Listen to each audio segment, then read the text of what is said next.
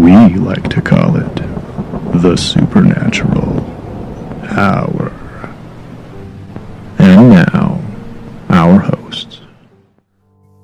Hey, welcome to the Supernatural Hour. I'm Tim. I'm Chad. I'm Ravyn. But right now, we're Supernatural Hour. Let's move on to what we were going to talk about next, which is our business. Business. We had some business. Yeah, we had a great paranormal event up at an Ogden cemetery this last Saturday night. We had a lot of people and a really good time. I thought, that was one of the more fun ones I've been to. All of ours have been fun, but this one was interesting. We had a little contest for a doll, and the doll was amazing. I had to buy one for myself. But you push the little arm, and it sings this creepy song and kind of walks around, and its eyes glow. And we told people, we said, okay, as you're doing your investigating, look at the headstones, and whoever can find the oldest birth date, and take a picture of it, it has to be documented, will get this doll and get to take the doll home. Well, people were they wanted this doll. And people spent more time looking at headstones and investigating. Every once in a while I'd be like, okay, come on, let's go over and investigate. But you know what?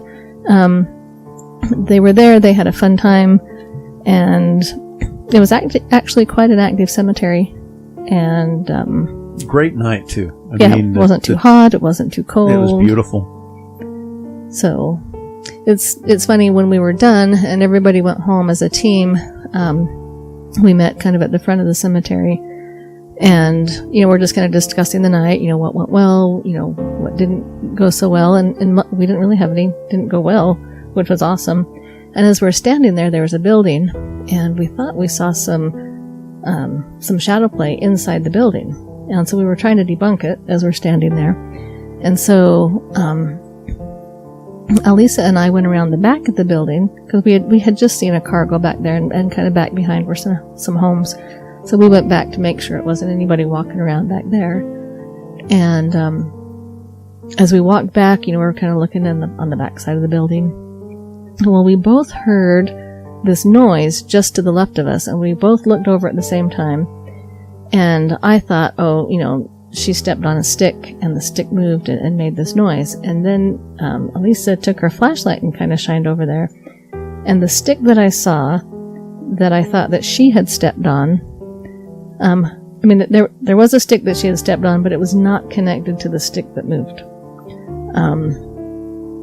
And she looked at me, she goes, "Did you hear that?" I said, "Yeah." She says, "What did you hear?" And I said, "It sounded like someone took a step." And so we pulled out the dowsing rods, and there was a female spirit there, but she did not want to talk to us. And so, we said, we respect that, we'll leave. I think we kind of caught her off guard, but that was really cool. So it was a fun investigation. If you missed it, we'll do it again, but not for a little bit. It was a great night, though. It was a lot of fun, and there was a lot of activity and a lot of people that really enjoyed it. Okay. Investigations? So we did a residential just a couple nights ago, and this was one that when people call us, they usually will call us because there's issues in the home. And then sometimes when we're in the home, we will find an object that has an attachment to it. But this time we were actually contacted for the item. And it was an old Bible. Beautiful old Bible. Beautiful. From the late 1800s. And the people that owned it, they said they didn't think there was anything evil associated with it, but there's definitely some energies and definitely some things. The family was sensitive. They had, seen things, and they had felt things. And they actually had, at one point they decided they were going to sell the Bible, and they had it in a box and a bag kind of back in their storage area, and so they brought it out. And as soon as they put it on the table and opened it up, you could just feel the energy come off of this Bible. And turns out that in the home there were the spirits of the owners of the Bible, the parents and the two children, which had all died in a relatively short amount of time back east from a diphtheria outbreak that they had back then. In the 1880s. Mm-hmm. And then her, the woman in the home, her second great-grandmother was also in the home. And the second great-grandmother hadn't realized that she had passed. She'd had some mental health issues and didn't realize that she was gone. She thought that she was just having life as normal. So we actually got her crossed over. One of the daughters in the home had actually woken up and seen her by her bed one day. And then the family that was there related to the Bible, it had items in it that were personal to them. It had locks of hair from the children. It had a 4-leaf clover in it. It had a little piece of cloth in there. I mean, it had a lot of personal items in this Bible. And, so the family was able to talk to them a little bit. And then it's interesting, as we were leaving, they put they shut the Bible, the family did, and they put it back in the box. And as soon as they did that, I could just feel, it was owned by a pastor, or a reverend, and I could feel him just kind of, bristle is not the right word. Little angst. Little angst. And I said, I don't think he wants you to put that in the box. I think he wants you to display it. And the woman who owned it, she loved antiques and had antiques all over. And as soon as she said, "Oh yeah, we can display it," I could just kind of feel him calm down. And anyway, that was a fun one. They were a fun family. Now, I know some of you listening might be wondering, how is it possible for a Bible to be haunted? And it's quite simple, really. I'd say 99.9% of the Bibles out there are just printed and sold in stores. They're not blessed by anybody before they go out. You might be thinking because it's like sacred text or, part of a religion, that it wouldn't be possible for someone or something to haunt that particular object, but... I mean, it had very personal items in there.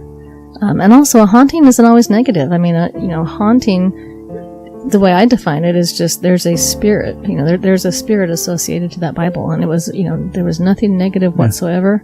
It was all very positive. And in this case, it was the owners of the Bible and their children. I mean, it was, it makes sense that would be an attachment that they would have stayed with. And this Bible in the 1880s had to be a very expensive Bible. Oh yeah, it was huge, and it was very ornate. I mean, you could tell it was old, and it hadn't been taken care of at some point in its life. And it was illustrated, and it was your typical old Bible. In the very front of it, it had like 3 or 4 newspaper clippings about these people that had passed.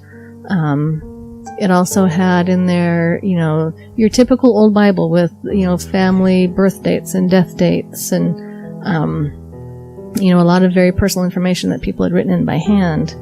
And it was probably one of the coolest investigations I've been on. It was very interesting. So, was there another one, or is that the only investigation you guys had? We actually went on a repeat investigation that Mike was the lead investigator on. It's one that we had done a couple of years ago in Magna. Mm-hmm. And they were just having some of the same issues. One of the telling things was on the mirror. At first, we thought it was a water elemental the first time we went out there. We decided it wasn't. But on the mirror, it looked like someone had dipped their hand in water and run their hand horizontally across the mirror. And you could see where water dripped down. And it's like, okay, well, that makes sense, gravity. But you could also see where the water dripped up. And it's like, well, I'm sorry, but water doesn't drip up. Give them a little background on this mirror. So the mirror belonged to the homeowner's mother, and she had passed several years ago, and then his father had passed just this last May. And this was part of a dresser mirror set. Yeah, it was part of a set. So, after doing our investigation, when they had done it before, there was actually a female spirit in the home that they said that she could stay as long as she didn't cause trouble, and she wasn't. She was still there. We actually chatted with her a little bit. And then, so the thing that was, and then the homeowner, he will wake up to water being splashed on his face, water in his truck that shouldn't be there. It wasn't liquid dripping out from anything, just a lot of water. Turns out it was a type 3. The type 3 has the hots for this guy. She thinks he's just hot stuff. And he was uncomfortable with that, so we kicked her out. She can't be there anymore. But that was an interesting investigation, too. Tell them about when you touched the mirror. That was an interesting part. I thought that was very fascinating. So, It was a very personal mirror to this family. And so I thought, okay, let's just see what the mirror tells us. And so put my hands on the mirror, and the only thing I could just feel kind of a very sharp pain in my head. And so I looked at the homeowner and I said, did your mother have did she have a lot of headaches? Did she have a head injury? Something with her head? And he goes, well, yeah, she died of brain cancer. And so I said, I think that's probably an injury to your head. I said, there's something about your mother. So when we got investigating, and I forgot about this part, thank you, her parents were actually still there. His parents were still there. This lady that had died of brain cancer and the dad. And it was interesting. He says, they told me that when they passed, they weren't going to cross over, that they wanted to go to Kentucky.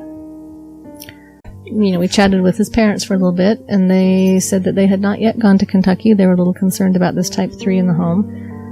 And we asked them, we said, do you want to cross over? And they said, no, we're going to go to Kentucky. Hopefully they're in Kentucky now. I don't know what you do in Kentucky as spirits, but... You visit Waverly or Bobby Mackey's. There's a lot of spirits in those places. Now, I have been to Kentucky, and it's very beautiful, so I have to give them that. So, yeah, I'm glad you mentioned that. I forgot that part. Yeah, that was an interesting investigation. It was a great family, really kind of into it and attuned to what was going on. Yeah, they're very sensitive. Everybody in that home. So, and we've got a couple more in the works. We just need to get them scheduled. So, we've been very busy this month. Usually happens to a lot of the teams.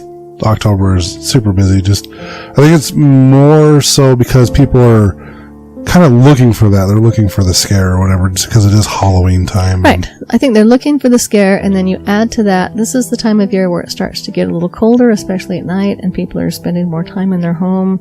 And I think they start saying to themselves, oh yeah, we've got these rattles and shadows and stuff that we forgot about, because in the summer you tend to be outside more often later, or you happen to see water running up the mirror instead of down it, and you go, it's normal. Everyday things that you start picking up on. You start going, that's not right. Okay, so I believe that was everything we had for the investigations and business. I believe Deanne had a new segment she kind of wanted to roll out this week. So we are, and we're going to do it after the Stone of the Week. So if you want to do the Stone of the Week first. Yes. So the stone I have picked for us this week, I didn't do it last time because we were running a little bit long, but we'll be talking about Labradorite. Some of the attributes is an iridescent Labradorite. It's a highly mystical and protective stone, and a bringer of light. It raises consciousness and connects with universal energies. Labradorite deflects unwanted energies from the aura and prevents energy leakage. It forms a barrier to negative energies shed during therapy. It can take you into another world or into other lives. A stone of historic knowledge, it facilitates intuition into the mysteries. Into the mysteries. Labradorite aligns the physical and etheric bodies and accesses spiritual purpose. It raises consciousness and grounds spiritual energies into the physical body. This stone stimulates intuition and psychic gifts, including the art of right timing, bringing messages from the unconscious mind to the surface and facilitating their understanding. Psychologically, it banishes fears and insecurities and the psychic debris from previous disappointments, including those experienced in past lives. It strengthens faith in the self and trust in the universe. It removes other people's projections, including thoughts forms that have hooked into the aura. Labradorite calms an overactive mind and energizes the imagination, bringing up new ideas. Analysis and rationality are balanced with the inner sight. Labradorite brings contemplation and introspection. Synthesizing intellectual thought with intuitive wisdom, it is an excellent dispeller of illusions, going to the root of a matter and showing the real intention behind thoughts and actions. This stone brings up suppressed memories from the past. Now, it is a useful companion through change, imparting strength and perseverance. A stone of transformation, it prepares body and soul for the ascension process. As a healing It treats disorders of the eye and brain, relieves stress, and regulates metabolism. It treats colds, gout, and rheumatism, balances hormones, and relieves menstrual tension and lowers blood pressure. It can also be used as a witness during radionic treatment, pinpointing the cause of the dis-ease. When you're wearing it, you want to wear it over the higher heart chakra or hold as appropriate. Specific colors, in addition to the generic attributes, the following has additional properties. Yellow Labradorite accesses the highest levels of consciousness, enhances visualization, trance, clairvoyance, and channeling. It is beneficial for the solar plexus chakra and expands the mental body, bringing in higher wisdom. It heals the stomach, spleen, liver, gallbladder, and adrenal glands. You want to place this on your third eye, solar plexus, or hold. And again, that is Labradorite. Well, that sounds like a good one.